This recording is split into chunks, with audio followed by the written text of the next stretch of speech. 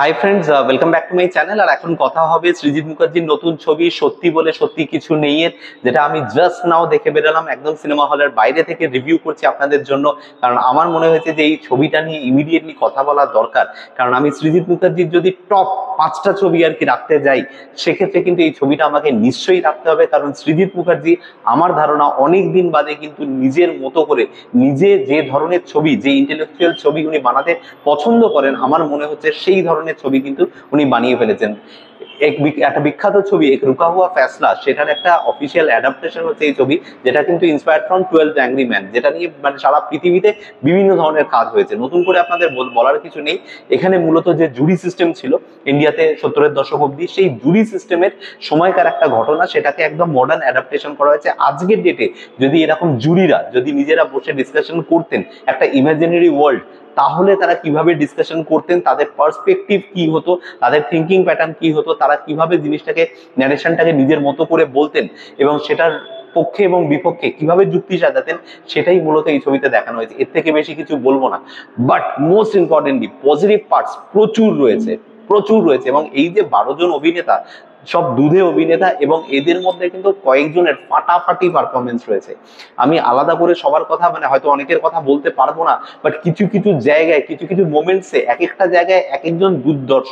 ঋত্বিক চক্রবর্তীর কথা বলতে হবে, একটা পোর্শনে অসাধারণ অভিনয় করেছেন। পরমব্রত চট্টোপাধ্যায় ভীষণ ভালো অভিনয় করেছেন।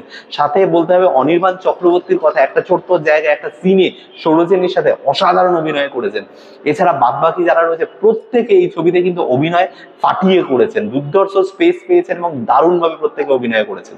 আর একটা কথা যেটা বলতেই হবে সেটা হচ্ছে ব্যাকগ্রাউন্ড স্কোর। যেভাবে ব্যাকগ্রাউন্ড স্কোরটাকে ইউজ করা হয়েছে এই ছবির মধ্যে, ফর এক্সাম্পল যে একদম ইন্টারমিশনের আগে যেখানে একটা মানে অদ্ভুত জায়গায় গিয়ে গল্পটা থামে এবং ওই মঞ্চের একটা কার্টেন আর কি নেমে আসে, সেই জায়গাটা যেভাবে ব্যাকগ্রাউন্ড স্কোর যে মানে মানে বলে না সিচুয়েশনটাকে যেভাবে বিল্ড আপ করেছে, আর গ্র্যাভিটি যেভাবে বিল্ড আপ করেছে, অসাধারণ ব্যাকগ্রাউন্ড স্কোর। এর পাশাপাশি যেটা বলতে হবে সেটা হচ্ছে যে পার্সপেক্টিভ। এই যে কথাটা, এই যে ধরুন আমরা ভিডিও বানাই, ভিডিওতে আমি ধরুন এই ছবিটা ভালো বলছি, কেউ এই ছবিটা খারাপ বলছি, কিন্তু একজন অপরের মতকে যে সম্মান জানানোটা, সেই বোধটা আজকের ডেটে কিন্তু আমাদের কমে গেছে। সেটা কিন্তু আপনারা যে কোনো ইউটিউবার মানে যারা রিভিউ করে তাদের কমেন্ট বক্স যদি আপনি চেক করেন, আপনি বুঝতে পারবেন যে মানুষ কিভাবে নিজের ধারণাটাই শ্রেষ্ঠ, নিজের ভাবনাটাই বেস্ট, এর বাইরে আর কিছু হতে পারে না, অন্যের মতকে গুরুত্ব না দেওয়াটা, এটা কিন্তু প্রমাণ হয়েছে। এবং সৃজিত মুখার্জির এই ছবিটা এক্স্যাক্টলি সেই বিষয়টা নিয়েই কথা বলে, যেখানে বলা হয় যে তুমি যেটা ভাবছো মেবি সেটা ঠিক নাও হতে পারে, আমি বলছি না তুমি ভুল, বাট এটা নাও তো হতে পারে। তো সেইটা নিয়ে একটা বিচার করা বা সেটা নিয়ে একটা আলোচনার প্রয়োজন, এই তাগিদটা বা একজনের অপরজনের যে ডিসিশন সেটাকে সম্মান জাগানোর যে তাগিদটা, সেই তাগিদটা মানুষ অনুভব করছে না। That's the whole point of the story. আরো অনেকগুলো ভালো জিনিস রয়েছে এই ছবির মধ্যে। আর একটা জিনিস যেটা বলতেই হবে সেটা হচ্ছে যে ছবিতে মিউজিক যেভাবে ইউজ করা হয়েছে, মিউজিক মানে আমরা একটা ফ্রেমের মধ্যে যেটা দেখতে পাচ্ছি, দেখুন এইটা একটা তো একদম পুরো প্রপার একটা চেম্বার ড্রামা, যেখানে বা আমরা যদি ওই এক রুকা হুয়া ফেসলা ছবিটা দেখি, যে একটা রুমের মধ্যে 12 জন কিন্তু জুরি বসে রয়েছেন, একখানা টেবিল এবং তার চারিদিকে। এখানেও সেম জিনিস, কিন্তু সেখানে প্রত্যেকটা চেয়ার্স, কোনো টেবিল নেই।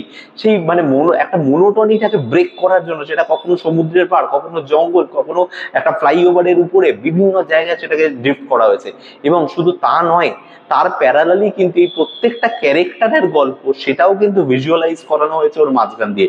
ব্যাক স্টোরি গুলো বলা হয়েছে, ছোট ছোট করে দেখানো হয়েছে, কিন্তু তার পাশাপাশি এই প্রত্যেকটা ক্যারেক্টার তার ডিফারেন্ট টাইম জোনে, তার ডিফারেন্ট সময় সে কিভাবে রিয়াক্ট করতো, এবং গল্পের যে ফাইনাল কনক্লুশনটা, সেই জিনিসটাও কিন্তু পাশে আপনাকে অভিনয় করে দেখানো হয়েছে। That is amazing, brilliant idea, brilliant concept.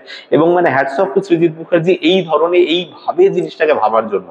এটা বলতেই হবে ভাই, একটা ইন্টেলেকচুয়াল মানে একটা মানে প্রেজেন্টেশন, যেভাবে তিনি এই জিনিসটাকে মানে এই ছবিটাকে অ্যাপ্রোচ করেছেন, সেই অ্যাপ্রোচটাকে অসাধারণ বলতেই হবে।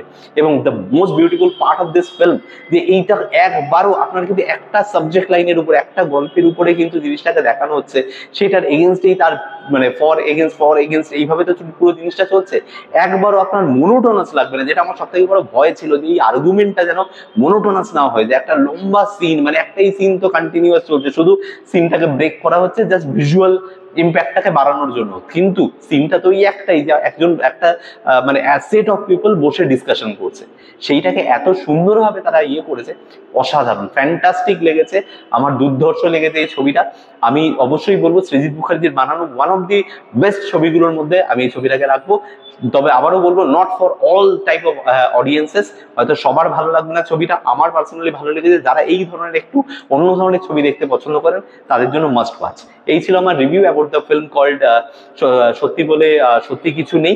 আপনাদের কেমন লাগলো এই রিভিউটা কমেন্টে এসে জানাতে পারেন। কোনো কিছু যদি ভালো লেগে থাকে তাহলে ভিডিওটাকে লাইক, শেয়ার, চ্যানেলটাকে অবশ্যই সাবস্ক্রাইব করে নেবেন। দেখা হচ্ছে আপনাদের সাথে পরের কোনো ভিডিওতে। Till then, bye by.